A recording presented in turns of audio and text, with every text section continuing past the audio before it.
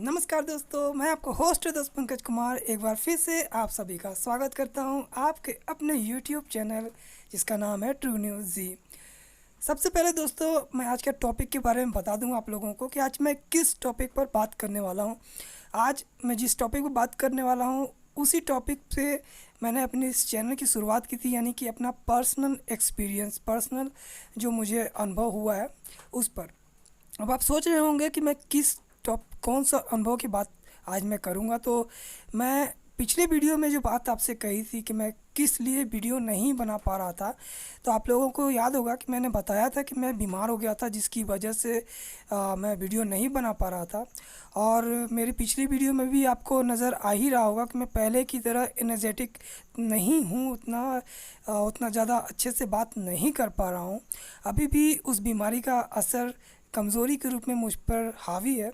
उससे अभी भी मैं फ़ाइट कर ही रहा हूँ। तो मैं बता दूँ कि जैसा मैंने पिछले वीडियो में बताया था कि मुझे टाइफाइड फ़ीवर हो गया था। इसकी वजह से मैं काफ़ी ज़्यादा परेशान था, और बहुत ज़्यादा, इतना ज़्यादा परेशान था कि मैं आपको बता नहीं सकता। वीडियो बनाना तो छोड़िए, मैं कोई भी अपना काम नहीं कर पा रहा था। चलिए आज मैं उसी अनुभव के बारे में बताऊंगा, और भी इसलिए क्योंकि बहुत से लोगों को ये बात मालूम भी नहीं होगा कि टाइफाइड फीवर में ऐसा भी हो सकता है। अगर आपको ये लक्षण आ रहे हैं तो डेफिनेटली वो टाइफाइड फीवर के साथ साथ एक और चीज़ है जो अब हाल ही में लोगों को मालूम चलना शुरू हुआ है, बहुत नया है, इसीलिए मैं आपको बता रहा हूँ। तो इस वीडियो को बिना स्किप किए हुए देखिएगा, क्योंकि ये वीडियो आपके हेल्थ के लिए बहुत ही ज़्यादा इम्पॉर्टेंट है। सबसे पहले मैं बताता हूँ कि अगर आपको हल्का फीवर आ रहा है, टाइफाइड फीवर ऐसा होता है कि इसमें आपको एकदम तेज़ फीवर नहीं आता है, बहुत हल्का फीवर रहेगा शरीर में, और कभी कभी वो बढ़ता है मुश्किल से 1-2 घंटे के लिए, उसके बाद फिर से नॉर्मल फीवर यानी नॉर्मल रहता है।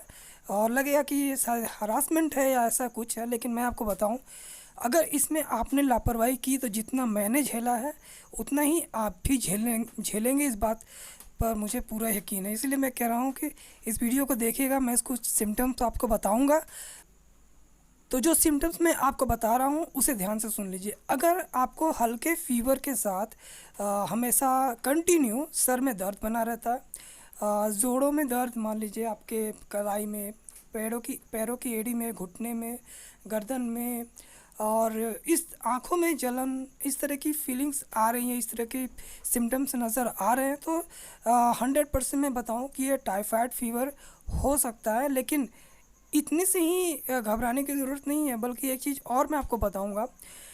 टाइफाइड फीवर में आज तक ऐसा देखने को नहीं मिला था, जो जब मैंने ब्लड टेस्ट कराया तो मुझे मालूम चला। सीपीपी टेस्ट वगैरह मैंने उसमें कराया तो मुझे उसमें ब्लड में आपको मालूम है कि वाइट प्लेटलेट्स और रेड प्लेटलेट्स होते हैं। अगर इन दोनों प्लेटलेट्स की संख्या नॉर्मल से, जिसमें माना जाता है कि 3 लाख या 4 लाख के करीब होने चाहिए प्लेटलेट्स शरीर में मौजूद होने चाहिए, अगर उससे कम होते हैं तो आप, मतलब इतना ज़्यादा गंभीर समस्या हो सकती है कि इससे मौत तक हो सकती है। और इसमें इंसान इतना कमज़ोर हो जाता है कि वो ना ठीक से खा पाता है, ना बोल पाता है, यहाँ तक कि वो चल फिर भी नहीं पाता ठीक से। और सबसे बड़ी बात कि वो हमेशा बेहोशी की हालत में होता है। आप कुछ सोच नहीं पाएंगे, कुछ ठीक से बात नहीं, किसी से अगर आपने 1 मिनट 2 मिनट भी बात कर ली ना तो आपके सांस फूलने लगती है। तो ये है प्लेटलेट्स की कमी की वजह से टाइफाइड फीवर। तो आप इंजेक्शन्स होते हैं, मेडिसिन होते हैं, उससे आप ठीक हो जाएंगे, लेकिन प्लेटलेट्स के लिए आपको कोई मेडिसिन नहीं मिलती है।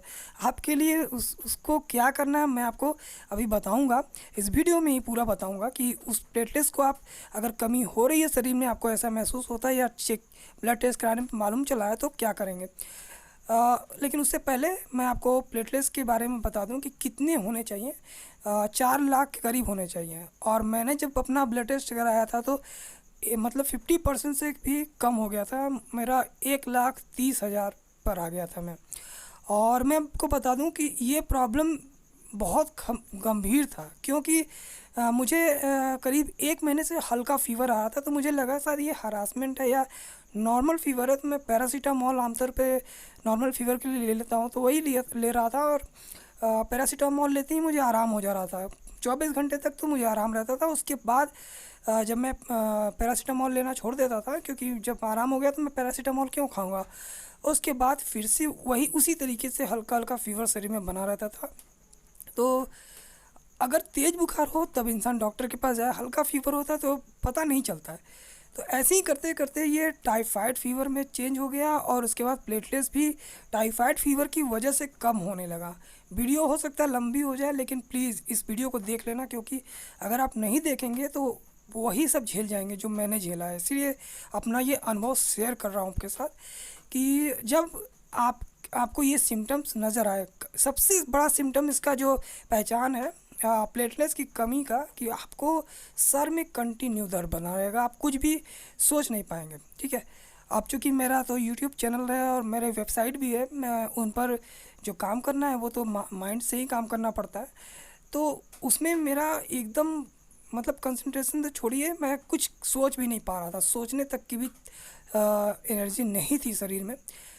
तो यही बता रहा हूँ। अब चलिए प्लेटलेट्स की कमी की वजह से क्या क्या हो सकता है ये आपको मैं बता देता हूँ। कि देखिए, सबसे पहले मैं आपको बताऊँ कि प्लेटलेट्स की कमी से आपके काम पर तो इफेक्ट पड़ेगा ही पड़ेगा।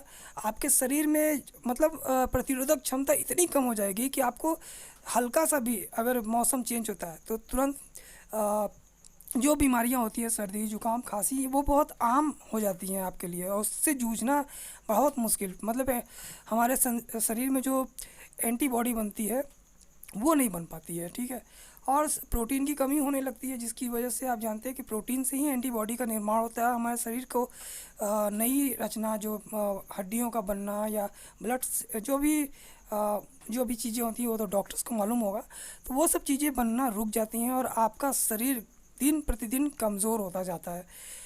चलिए, काफ़ी लंबी वीडियो हो गई, मैं आपको बता देता हूँ कि अगर आपको लगता है, आपने टेस्ट कराया, ब्लड टेस्ट जब आता है रिपोर्ट तो आपको मालूम चलता है कि प्लेटलेट्स कम हो गए हैं, तो इसके लिए आप डॉक्टर के पास मत जाइएगा पहली बात, क्योंकि वो जो मेडिसिन देंगे वो काम करें ना करें, उसके साइड इफ़ेक्ट बहुत ज़्यादा होते हैं। लेकिन मैं जो आपको तरीका बताऊंगा, जो मैंने खुद इस्तेमाल किया है, वो 10 दिन का है।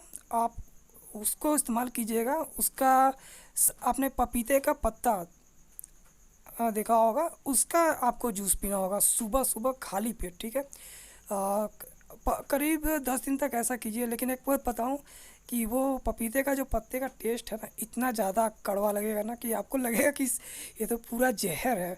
अगर कभी आपने पका हुआ पपीता खाया होगा तो कभी कभी ऐसा होता है ना कि उसका छिलका कभी कभी थोड़ा सा रह जाता है, और जब मुंह में जाता है तो उसका कड़वाहट, जो कड़वापन आता है, महसूस हुआ होगा आपको, तो बिल्कुल वैसा ही कड़वापन रहता है। लेकिन आपको ज़्यादा नहीं पीना है, मुश्किल से 2 या 3 चम्मच पीने हैं, और ये कंटिन्यू 10 दिन तक पीना है, सुबह सुबह खाली पेट। ठीक है, हाँ, पानी से कुल्ली वगैरह करने के बाद ही पीजिएगा, ऐसा नहीं कि उठते ही पी लिए। और इसके बाद एक चीज़ और आपको पीना है, जब आप पपीते का जूस पी लें, इसके बाद आधे 1 घंटे के बाद आपको पीना है गिलोय। अगर आपने गिलोय का नाम नहीं सुना है तो गूगल पर सर्च कीजिएगा, आपको मालूम चल जाएगा। गिलोय एक लता होती है जिसके डंठल को आपको छोटे छोटे पीसेस में काट लेने हैं, और उसके बाद उस डंठल को अच्छे से कूट कर, मिक्सर ग्राइंडर में नहीं कूटना है, आप चाहें तो पत्थर से कूट लें, या फिर सिल लोढ़ा अगर आपके घर में है, जो कि पुराने ज़माने का चीज़ है, तो उसको आपको पीस कर उसको पानी में उबालना है। मतलब अगर आपने 500 ml अगर आपने पानी डाला है उसमें, तो उसको 100 ml तक जब आ जाए, 100 ml बचा पानी, बाकी सब गर्म करेंगे तो पानी तो उड़ ही जाएगा। तो उबालने पर जब 100 ml यानी 1 गिलास बच जाए तो आपको उसको पीना होगा। और लेकिन गर्म पी सकते हैं, गुनगुना पीजिएगा। लेकिन एक बात बताऊं कि उसका भी स्वाद बहुत कड़वा होगा, इसीलिए कह रहा हूँ कि मुश्किल होगा पीना, मेरे लिए वो बहुत मुश्किल था, पर जब ज़रूरत पड़ेगी तो पीना ही पड़ेगा। और 10 दिन आपको बस पीने हैं इसको, 1 महीने नहीं पीना है। तो 10 दिन का थोड़ा सा आपको ये कड़वापन लेना पड़ेगा, और यकीन मानिए 10 दिन के बाद जब, वैसे तो आप प्लेटलेट्स चेक करा सकते हैं, लेकिन मैं कहूँगा कि आप प्लेटलेट्स चेक कराने की ज़रूरत नहीं पड़ेगी अगर आप जो प्रॉब्लम थी, जैसे जो सिम्टम्स थे वो कम होने लगेंगे। जैसे सर दर्द जो रहता था, उसमें प्लेटलेट्स की कमी की वजह से वो दूर हो जाएगा। जोड़ों में दर्द जो हो रहा था, घुटने में जो दर्द हो रहा था, गर्दन में जो दर्द हो रहा था, वो ख़त्म हो जाएगा, एहसास होने लगेगा, कमज़ोरी नहीं आएगी। एक सिम्टम बहुत ज़्यादा मतलब बेहोशी वाला सिम्टम्स मैंने जो आपको बताया था, होता क्या है कि आप अगर दिन में सो गए खाना खाने के बाद, मैं मेरे साथ ऐसे ही हुआ था कि मैं दिन में खाना खाता था, उसके बाद 1 घंटे मेरा रेस्ट लेने का वो है हैबिट है, लेकिन इस प्लेटलेट्स की कमी की वजह से वो 1 घंटा 12 घंटे में बदल गया। बता देता हूँ कि अगर मैं सुबह खाना खाने के बाद अगर 11-12 बजे रेस्ट लिया, तो रात के 12 बज जाते थे।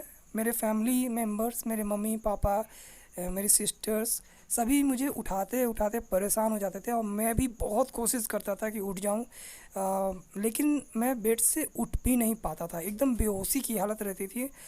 और जब रात के 1 बजते थे तब मेरी नींद खुलती थी, और उसके बाद मुझे एहसास होता था कि मतलब मैं एक तरह से बेहोशी की हालत में था। और ऐसा कंटिन्यू हुआ जब तक मैंने इस गिलोय और पपीते के पत्ते का रस पीना शुरू नहीं किया। हाँ, अगर आप इसका मतलब आप देखना चाहते हैं कि क्या वो असर कर रहा है, आपके प्लेटलेट्स बढ़ रहे हैं, 1 से 2 दिन के जैसे ही शुरुआत करेंगे, पहले दिन, दूसरे दिन, तीसरे दिन आपको मालूम चलने लगेगा कि आप जो ये गिलोय का रस पी रहे हैं, या फिर पपीते का जो रस पी रहे हैं, वो फ़ायदा कर रहा है कि नहीं। इससे आपको अपने आप ही पता चलने लगेगा।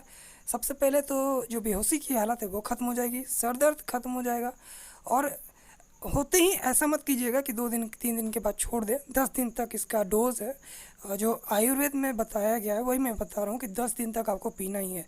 अगर ज़्यादा दिन तक पी लेंगे तो कोई दिक्कत नहीं है, क्योंकि लोग कहते हैं कि गर्मियों में लू से बचने के लिए और तमाम तरह की, अगर आप इसका पूरे गर्मी में सेवन करते हैं, मतलब पीते हैं, हालांकि मुश्किल है पीना, मैं खुद नहीं पी सकता, तो अगर पीते हैं तो आपको किसी भी तरीके का बीमारी भी, बुखार, सर्दी, ज़ुकाम, लू, ऐसा कुछ भी नहीं होने वाला।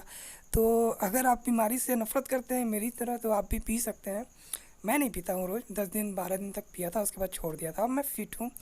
हाँ, थोड़ी कमज़ोरी महसूस होती है, अभी भी आप देख रहे होंगे कि मेरी आवाज़ पहले से भी ज़्यादा स्लो है, और बहुत धीमा बोल रहा हूँ, इसीलिए माइक मैंने लगा लिया, अदरवाइज़ मैं यहाँ पर कॉलर में लगाता हूँ। तो ठीक है, इस वीडियो में इतना ही। बहुत जल्द और वीडियो बनाऊँगा जो इम्पोर्टेंट है, आप सबको अच्छा लगेगा। आई थिंक आप वीडियो पसंद आई होगी, जानकारी अगर अच्छी लगी हो तो प्लीज़ लाइक कीजिएगा, शेयर कीजिएगा, और चैनल को फर्स्ट टाइम विजिट कर रहे हैं तो सब्सक्राइब करें, बेल आइकन को प्रेस करें। मिलते हैं अगले वीडियो में। इस वीडियो में इतना ही। Thanks for watching, take care, bye.